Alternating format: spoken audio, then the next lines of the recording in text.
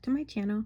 I hope you are having a beautiful day today. As you can see with this video here, I'm actually going to talk to you guys about Final Fantasy VIII, as I have experienced this game for the very first time as of recent.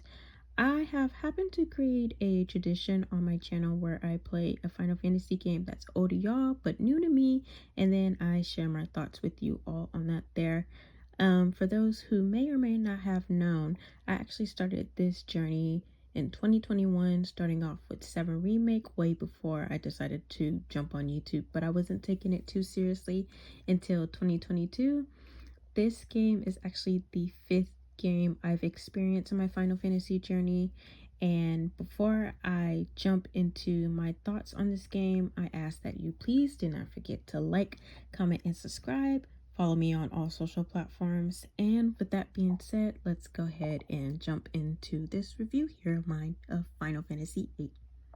Now, I truly had no clue as of what I was getting to, and this is actually the first Final Fantasy game I've played with no voice acting whatsoever. So imagine the game I played of this and having to imagine what everybody sounds like. And it just brings me into agreement of other people saying that this game does need a remake after all. With playing 10, 15 Rebirth, I feel like I had this feeling in my system where I was consistently playing every single day for hours. Rebirth was obviously the sequel to Remake, and I admired Remake for what it was, and I can't wait to see what the third entry of the trilogy will be. For 10, I was debating on I should dive further into Final Fantasy as a whole or not, rather than staying in my little bubble of 7. But Square Enix created plushies for Tinas and Yuna at the time, and that was my sign of playing 10. With 15, I think the only thing that really convinced me to play 15 was because I met Ray Chase in 2022, and I was like, well, I mean, I met him as the Masters of Masters in my mind, so I should go into this game since I am a little bit familiar with him as a voice actor, and knowing that, you know, the Master of Masters is not the only character that he portrays in the Square Enix universe. Now, the only thing that I was really aware of as far as Final Fantasy VIII was Squall, Renoa, and Selphie's existence. That is about it. Also, Cypher, I want to say Fusion and Rajan's existence, considering that they were in Kingdom Hearts 2, but for some reason it didn't really click to me that they were Final Fantasy characters until I played this game. For some reason, when I was playing Kingdom Hearts 2, I just thought they were original characters of Kingdom Hearts as a whole. So there's that.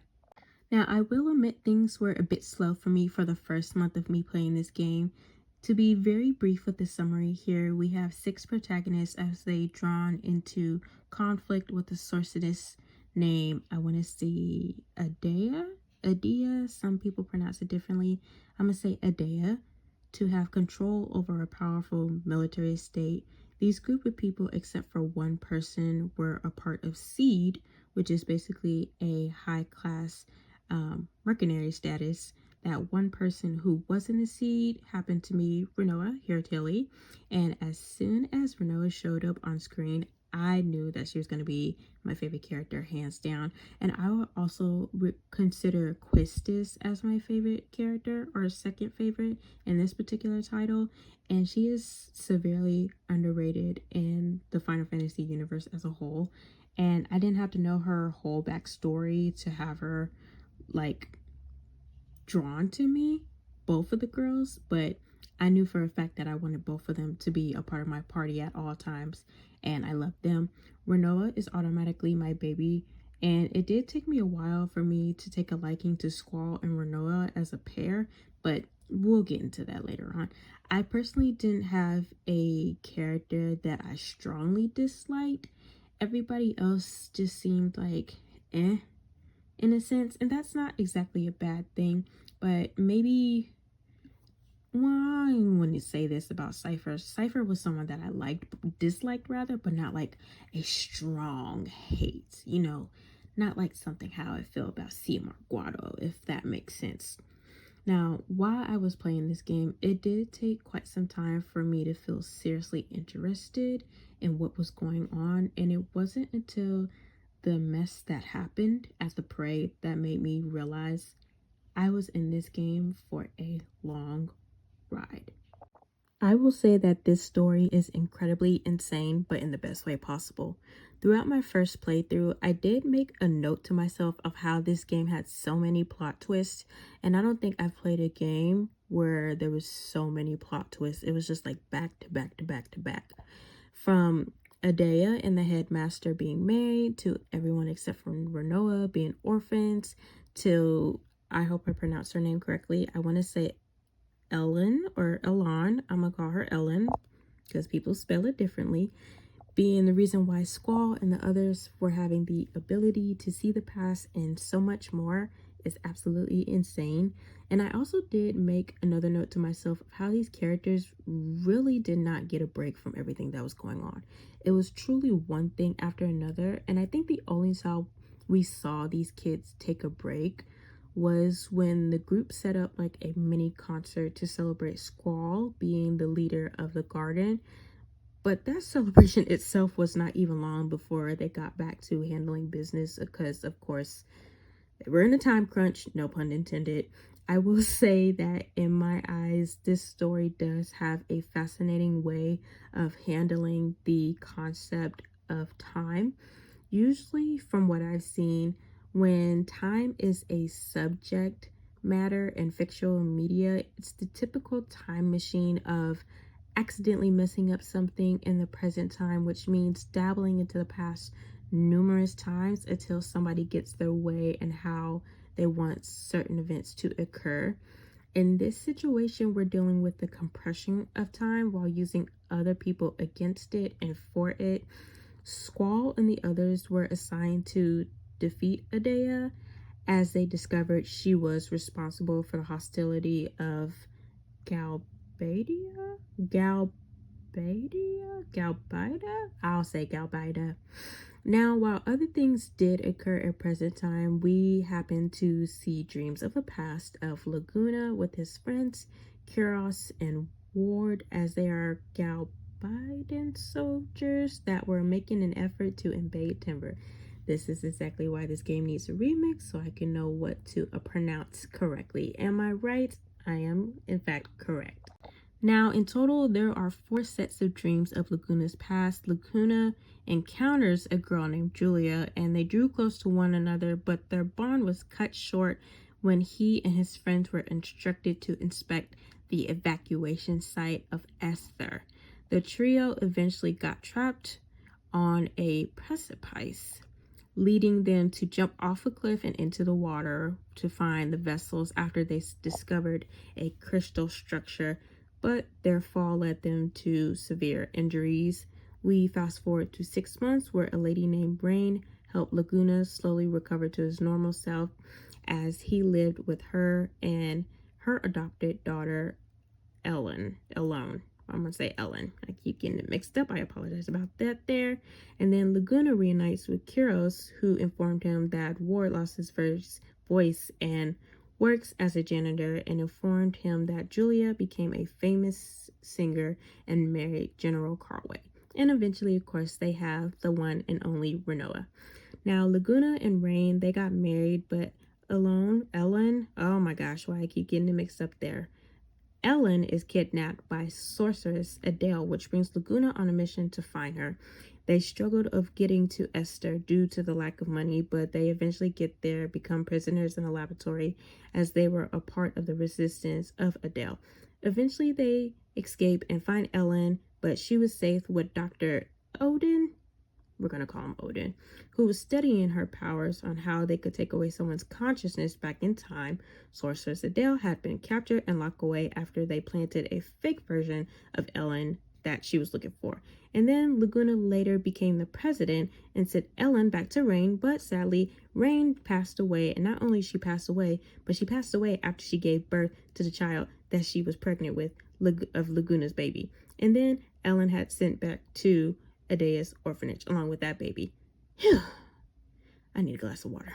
Now, while I did my research for this view, I did discover that there was a theory that Squall is Laguna's son, which is interesting considering that he did refer to Ellen as sis when he was younger. I mean, we know who Renault's parents are, but we don't know nothing about Squall, so I don't know for certain if the creators of Final Fantasy VIII whether did confirm or deny that, but I like the concept of it. I don't mind it. As Squall and the rest of the group did make plans to defeat Adea, she ended up killing the president, whom they thought was the troublemaker of holding Timber hostage of Galbada, crickets, and taking Cypher as her knight, who is also the enemy of Squall, considering that Squall became the leader of Seed, and this upsetted Cypher, obviously, from being suspended for that role.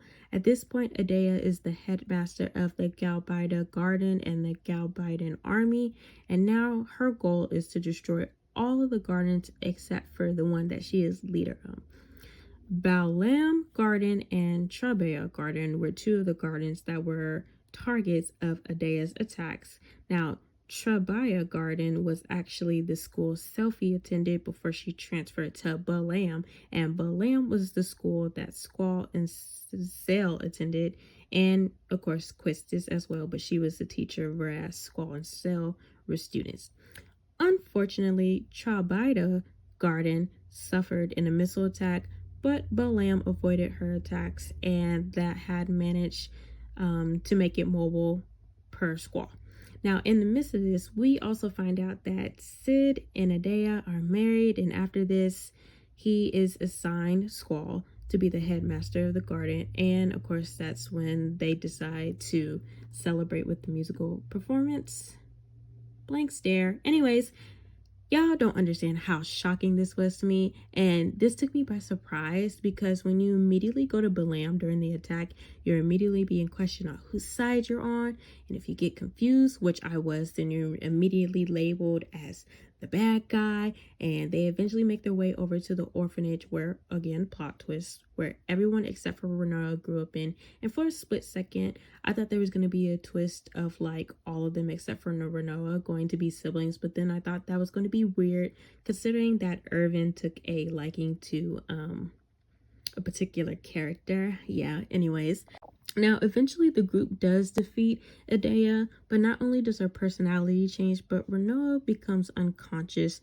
They find out that Adea was possessed from another resources, which she goes by the name of Ultimisia, who planned to unmake the world with a time compression shell. And did I mention that Renoa is unconscious? Because she was at this time. I was so hurt every time Renoa was not a part of the party because I claimed her as my daughter. And when I claim a fictional character as my child, I do not play when it comes to them. Exhibit A, Tifa from 7 and Prompto from 15.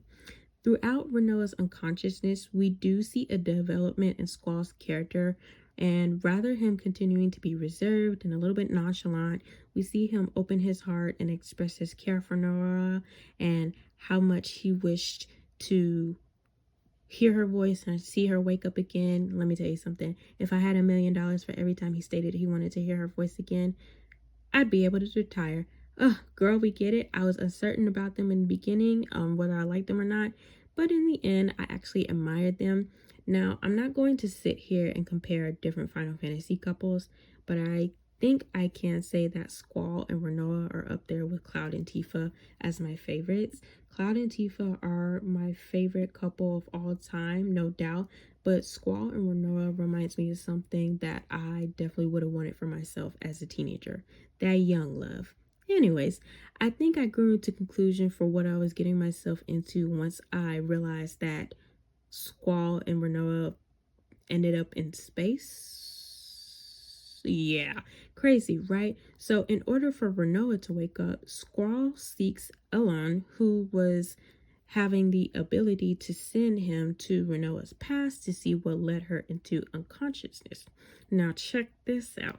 Come to find out, the true villain of the game, Ultimisia, shifts her control from Adea to Renoa, and then she uses Renoa to release Adele from her tube, leaving Renoa to die in space. But thankfully, Squall saves her, right? Right. Well, check this out. While they were in space, the land base was like, hey, Renoa's gonna have to be captured and stored away forever, the same way Adele was, because she's technically a sorcerer at this point. Now, thankfully, my worst predictions did not happen, because you know what I thought was going to happen? I thought not only they would have to defeat Adele and Ultimecia, but Renoa as well. Now, believe me, this would have been a tragic love story in a Final Fantasy game, and I'm grateful that they did not go that route. It would be good for like the plot itself, but as far as, you know, someone who loves love stories, that would have been tragic and broke my heart. And although she didn't exactly want to do that, Renoa was willingly going to go with the Esther officials to seal her powers in the Sorcerer's Memorial. And Squall kind of accepts it for what it is at first, but thankfully his friends talked some sense into him, into going after her and stopping her from, well, being locked away forever. And after Squall saves her, Renoa is of course concerned about being the real enemy, which of course that's when my prediction came in. And Squall assures to her that he knows for a fact that she's not the problem, it's Ultimecia. Yeah, and they made this beautiful agreement to meet up at the flower field near the orphanage to see each other whenever, you know, crazy things go down. It was at this point here that the group heads to Lunatic Pandora, where they fight Cypher, who's alone at this point, and after defeating him, he takes Renoa to form with the now awakened Adele, who is possessed by Ultimecia. Keep up with me here. And Ellen sends Ultimecia and Renoa back in time so Ultimecia can cast a time compression spell, and that can only exist where a sorcerer's consciousness exists through the past, present, and future. I'm gonna need a glass of wine and probably a nap after explaining all of this to you. Now, after defeating Adele and releasing Renoa out of Adele's capture, the time compression spell allows the group to head back to the future and traverse throughout her castle to gather all of their powers and defeat her once and for all. Now, let me tell you something. I never thought I'd be so stressed out getting all of their powers back. Now, it's one thing to take away the ability of like magic and using the GFs, but taking away the ability to save your gameplay is absolutely outrageous. And whoever thought that was a good idea might have had a bad day at work that day. Anyways, best believe I did take my time to gather everything and defeated her. And defeating her took me 3 attempts. The time compression unravels, leaving everyone stranded and making their way back to the time where they truly belong. Squall ends up in the past with Adea and Ultimecia, who was slowly but surely dying, where Squall gives Adea the idea of seeds in the gardens. Well, once Ultimecia dies, her powers go back to Adea, who takes Squall back to where he belongs. But he ends up in the void. And at this point, I had tears in my eyes, because with what was being shown on screen, it made me fear that everybody was going to have a happy ending except for him. Why? Well, I mean, I've played Final Fantasy X and 15, and that has completely traumatized me. Luckily, Renoa used her powers to find him and bring him back home. And this brings us to a happy ending where Laguna and his friends are with Ellen again, and everyone back at Balamb Garden celebrates their victory with a party. And in the last few seconds, we see Squall and Renoa on the balcony sharing their first kiss as the garden flies underneath the bright moonlight. And I can say that this ending was satisfying, nothing heartbreaking to leave me traumatized, leaves goodness in my eyes. I'd have to probably say that my favorite scenes would definitely have to be Renoa kicking Irvin down a flight of stairs while they were escaping prison. It was random, but let me tell you something, it's the silly stuff that makes me laugh for no reason. Another scene that I did enjoy as well was Squall and Renoa meeting for the first time, and Renoa dragging him to the dance floor and making him dance with her, and he kind of just accepted it for what it was. Now, I do wish there was a little bit more expansion on Renoa and Cypher's dynamic. Although I don't really care for Cypher too much, I feel like there was a little bit of confusion, maybe on my end, as of what they have seemed to have in the past. One moment, it appeared as if Renoa had a crush on him, but then another, it seemed like they were in a relationship at some point. And considering how old this game is, I don't think we'll get some clear up on that unless it's confirmed that this game is getting a remake. I do wish as well we saw a proper conclusion to Squall and Cypher's animosity. Well, let me backtrack. Technically, it was one-sided animosity on Cypher's side, but I just wish we would see them like shake hands and just remain cordial to one another. I also do wish we saw more of Renoa's dad and a little bit of growth in their father-daughter relationship. It's not often where we see Final Fantasy characters have their parents in their life, at least, main characters. And since her and Squall were teenagers, I was kind of searching for like a moment where the general kind of draws close to Renoa and he observes the liking that Squall takes to Renoa and kind of, just gives like a approval of his relationship with her, considering that, well, he's a dad who works as a general, making him like the strict, overprotective type of parent. He would be able to see that Squall loved and cared for her as much as he did.